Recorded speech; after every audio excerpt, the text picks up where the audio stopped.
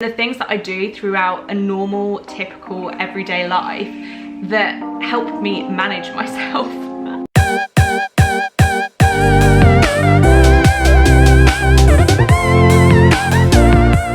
Hello and welcome back to my channel. Now today I'm going to be doing a bit more of a chit chat video and talking through what I do when I'm feeling anxious, worried, stressed, and how I manage those emotions. So, I actually made a ton of notes on my phone last night just to keep me on track and keep my thoughts organised. This video is aided with peppermint tea, although I think it might be a little bit too hot, let's see. No, that's perfect, we're all good. Okay, so these are very strange times that we are living in. 2020 has been a roller coaster year, and I think that many people have felt very anxious and stressed, even if they're not that way inclined. Everyone across their lifetime definitely feels anxiety and an overload of stress at some point. It just affects people differently, and some people definitely have it more severely than others. I know that I am prone to being anxious, I'm prone to being stressed, and I'm prone to worrying. That's just, I've always been that way. Even in primary school, I have always been a bit of a worrier. That's what I used to call myself, as a bit of a warrior. But obviously as time's gone on, things develop, and this year especially has been a bit of a weird one, and it has tested a lot of us in many different ways. I have found that this year has actually helped me massively because it's given me time and space to really reflect on myself. We've had more time than normal, and that extra time has allowed me to realise that actually I was not resting. I was go the whole time, putting so much pressure on myself, and this year has forced that to stop to an extent. I am still working, but general everyday life pressures have released massively, and it really made me realise how important it is to look after yourself and to take time to yourself. Otherwise you just burn out, and you just end up getting in this cycle of living life, being busy, burn out, build yourself back up again, busy, burn out. And that's just not healthy. So I basically have just kind of jotted down notes on how I live a day and the things that I do throughout a normal, typical, everyday life that help me manage myself and help keep me calm. And it was kind of crazy. When I wrote all this down last night, I was like, oh my goodness, I didn't actually realise how much I do throughout every day that actually is just all related to keeping me calm. There's literally like so much, and I read it out to Dan and he was like, that is crazy. So anyway, also there will be a part 2 to this video that talks about anxiety and the Bible, anxiety and Jesus, because I am a Christian, and that's a massive part in helping me overcome the battle of the mind, as it were. But I wanted to keep them as 2 separate videos so that you can pick and choose which one you watch. So if you are interested in that one, make sure you subscribe and stay tuned, because I will be uploading that in the near future. But for today, let's get right on into it. So first of all, starting right at the beginning of the day, when I wake up, I give myself a lot of time in the morning. Currently, my alarm goes off at 5:45 in the morning and I get up at 6 o'clock. I am hoping to push this earlier. I really like the idea of starting my day at 5, but that is definitely a work in progress. Now, part of the reason for me doing this is because the more time I have in the morning, the more relaxed I feel. I hate getting up and feeling panicked and rushed and stressed and feeling like I haven't got enough time to get ready, and it's all like boom. That pressure is too much. I don't like it, and it does not start my day off well. So getting up that early, I leave for work at about 10 past 8. So that basically gives me 2 hours to potter about the house and do anything that I feel like needs to be done. And it also gives me a nice solid amount of time to sit down with my Bible and have some quiet time. But obviously I will speak more about that in my other video. Another thing that I literally do all the time is I am a big fan of having alarms. I literally have alarms for everything, because I have realised that through having alarms, I don't worry about the time, and I don't worry about getting something done, or I don't worry about forgetting something. So for example, I set an alarm half an hour before I have my breakfast, just as a warning, just so I know where I'm at. I know how much time I've got. And then I also have an alarm that goes off saying, right, you need to go and do breakfast now. If I don't do this, even if I'm sitting on the sofa trying to have a nice quiet time, I will sit there stressed and constantly checking my phone to see what the time is, how much time do I have left. I can't properly switch off. I'll sit there and try and have a quiet few moments, but my mind will be buzzing thinking, okay, it's probably about this time right now. Oh no, you should check. What if it's late? Oh my goodness, you don't want to be late. Blah, blah, blah, blah, blah, blah, blah, blah. Spiral of distraction. And that also means that if you're constantly checking the time on your phone, you also get distracted by your phone, which is just not what I want in that time in the morning before my day. So I have alarms for everything, and I have so much trust in my alarms that it means that if I know I have set an alarm for something, I kind of forget about it, and it means that I can just sit calmly and just carry about my day without stressing, because I know that alarm is there and that I won't forget. If you do not do that, I highly recommend setting yourself a load of alarms, because it keeps me in the moment and stops me panicking about the things that I need to get done, because I know that I have an alarm prompting me of the time and what I need to do when. So I also get to work early every single day. This, again, it's just a reduction of stress and panic that I do not need. So if I know that the time that I leave will get me to work early and there is some unexpected traffic, I don't have to worry about it because I'm already early. It doesn't matter. I've kind of given myself this safety blanket of time. And then once I get to work, I will sit in my car for about 5 minutes, listening to my music and literally just watching people walking in and out. And I will just sit there, and it's almost like, okay, you're no longer at home, you're at work, and it's almost like I am preparing my mind to go in and do my job, because my job can be pretty crazy. It is mentally and physically exhausting. So just having those few minutes just to sit before the chaos of the day begins, I find really helpful. So also it means that getting to work early, once I'm in work, I can make myself a drink, I can have a chat, I can just settle myself down in a nice, relaxed manner. If there's anything that I need to get done, I can do it in the morning and it's fine, and then I can just start the day nice and chilled and prepared.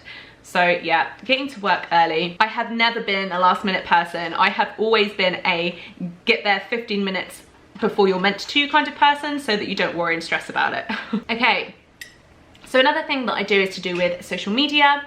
I personally love Instagram, and I basically follow pages that are to do with my interests and my hobbies. There's a few people I follow who I know personally, but that pool of people is very limited. Instagram is kind of meant to be a me page. You've got Facebook for having like lots of different people on. Instagram I have kind of tailored to my interests. I regularly clear out who I am following on Instagram. I make sure that everything I'm following is positive and that I'm genuinely really interested in it. So I follow a lot of inspirational, motivational and faith-based pages that are constantly flinging up little Bible verses or inspirational, motivational quotes or whatever, so that when I do scroll, I am only letting positive, affirming content into my brain. I don't want to be scrolling through things that are gonna put me in a bad mood or make me worried.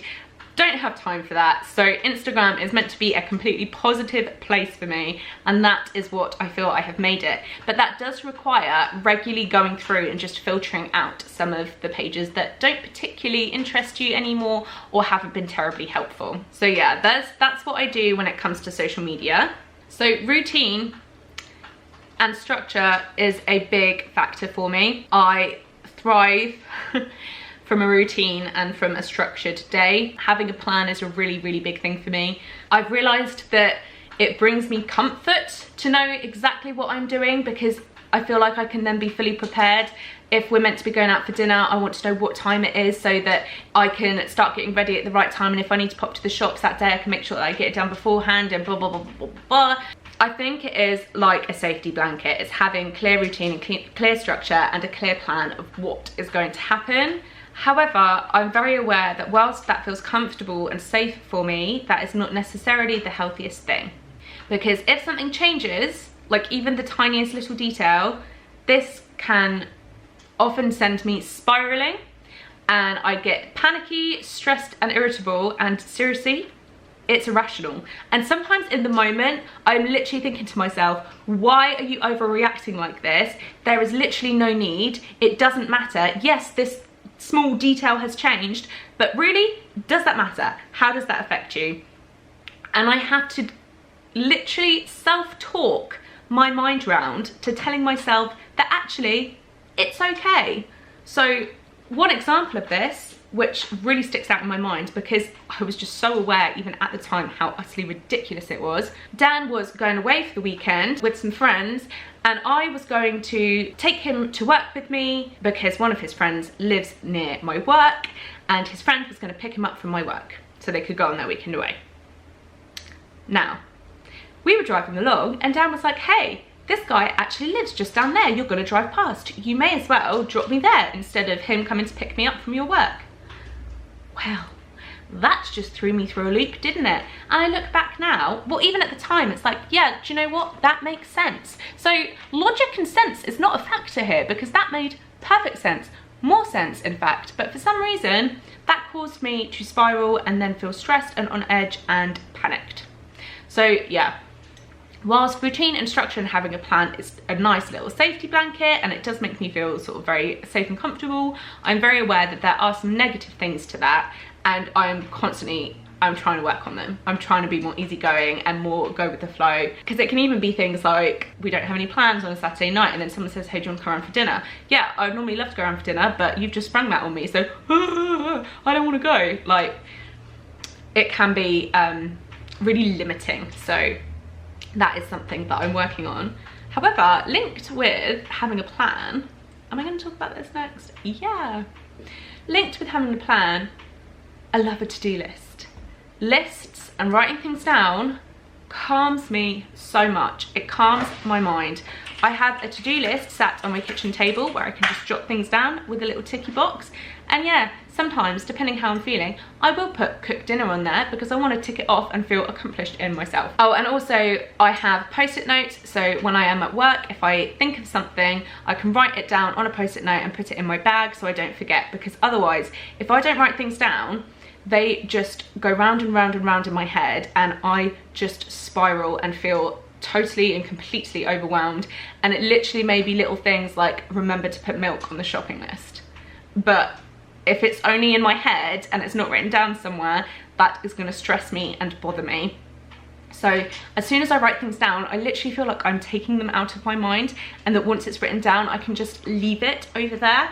So yeah, it's really actually quite good that if I write something down, I feel like it has come out of my head, because there was one point where I was really struggling to sleep because I had a lot going on in my mind. So I'd wake up, jot something down on a notepad app on my phone that I couldn't stop thinking about, and put it down, and that was it. It was literally like, it's like the flipping Pensieve or whatever it's called in Harry Potter, where you take the memory out and it's then in a bowl. Honestly, when I write things down, I literally feel like I'm removing it from my mind and I can just leave it over there to deal with at another time.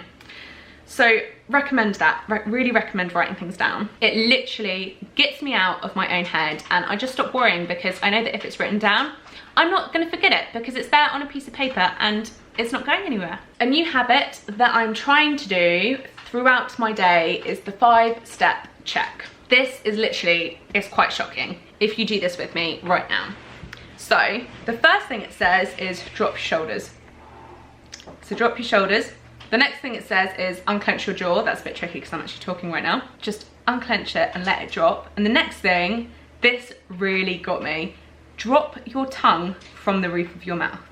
So relax your shoulders, unclench your jaw, drop the tongue from the roof of your mouth, soften your eyebrows. That's another one that's kind of crazy. And align your posture and breathe. I saw this on an Instagram post. When I saw this, I was in Dan's car and we were driving somewhere fun. I can't remember where. It was at the weekend. I felt happy. I felt calm. I felt relaxed. I was doing every single one of those things. The only thing that I would sort of debate is maybe aligning my posture, because as a rule, I have quite good posture.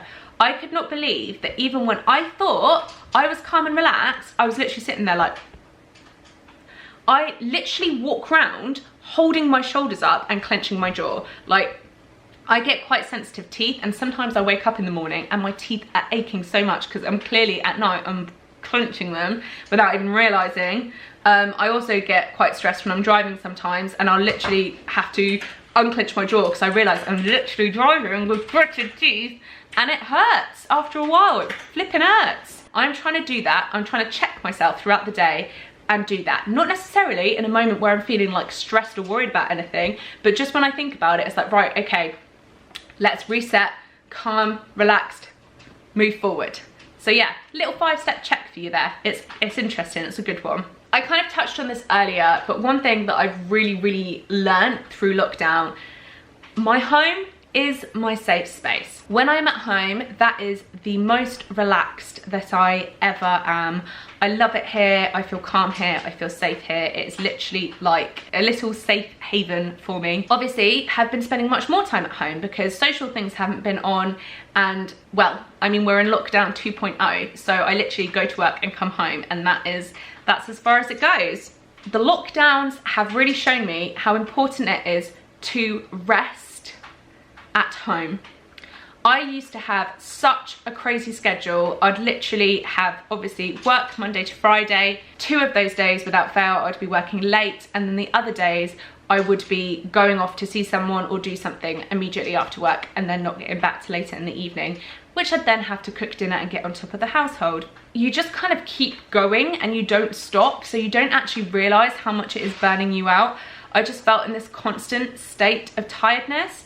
Now, tiredness is something I really struggle with. I think that anxiousness and worry, for me, it makes me feel more tired. It makes me overly tired. Some people struggle with getting to sleep, but I literally feel tired all the time, basically. So I go to bed early. Obviously, I get up early, but I try and get at least 8 hours. I have a really good, clean and healthy diet. I literally do everything I can to keep myself energized, but I always have this massive low point every single day where I just lose all my energy. So having this time at home to rest, I've just realized is so important, because it is the place where I'm genuinely calm, and it gives your mind time and space to switch off and reset, re-energize and get ready to go again the next day. I am now prioritizing having some time at home to just switch off and do nothing.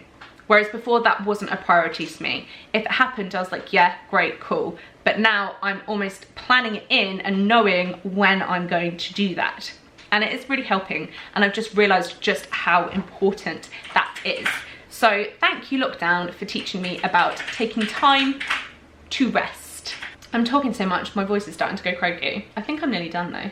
I think another thing to do with the tiredness is my job is so mentally and physically exhausting. I'm constantly walking around on high alert, and because I'm prone to feeling stressed and worried about things anyway, I think I'm just always on the lookout and on high alert for anything, and that just wears me out. Just makes me feel a bit tired. So yeah, another thing that I have not managed to do this yet, but I really want to, is putting my phone away in the evening. Someone I know puts their phone away at 6 o'clock in the evening and they do not look at it till morning. I love this idea, but I'm thinking I might try and start with 8 o'clock and just putting it in the bedroom on charge and leaving it there. So literally not being on your phone, because then even if you're watching TV in the evening, you're actually watching it, because most of the time when the TV's on, people end up being like this. And I know I'm guilty of it, and I really try not to do it. But yeah, I think that would be really good and really healthy, just to put my phone away in the evenings. But I've not mastered that one yet. I do want to though. At the end of the day, in the evening, I always do all the clearing up and make sure that the house is in a nice, clean and tidy state, because that definitely makes me feel calm, more calm and relaxed. If things are cluttered and messy, I literally get physical symptoms of angst. Like my heart starts beating quicker, I get irritable, and it bugs me a lot. And again, I know that that is not necessarily a healthy thing, and I am trying to be more calm, more relaxed about it. I definitely have loosened up about the state of things over the past year. But I do like things being clean and tidy. So I will do all the clearing up, make everything nice and tidy in the evening, and then sit down and completely relax, because I don't want to wake up and start a fresh day with yesterday's mess. I want to wake up and just have a clean day ahead of me, and part of that for me is just making sure that the house is nice and clean and tidy. It makes me very happy when things are clean and tidy and there is no clutter anywhere. Also, I always shower in the evenings because there is just something about having a shower and getting into bed, especially when it's fresh bedding. That's just the best thing ever. I just much prefer having a shower in the evening. I much prefer that, getting into bed feeling clean, than getting up first thing in the morning and having a shower. My coffee wakes me up in the morning. Yeah, so I'm a shower in the evening person because then I'm all clean, all fresh, all relaxed, fresh pajamas on and in bed. Now, I have developed a little bedtime routine which I'm convinced helps me sleep solidly through the night. I used to really struggle to get to sleep unless Dan was there. If Dan wasn't there, I'd really find it hard to get to sleep, and that just shows like how much of a sort of protector, safety blanket he is for me. But I'm much better now, and this is the routine that I have.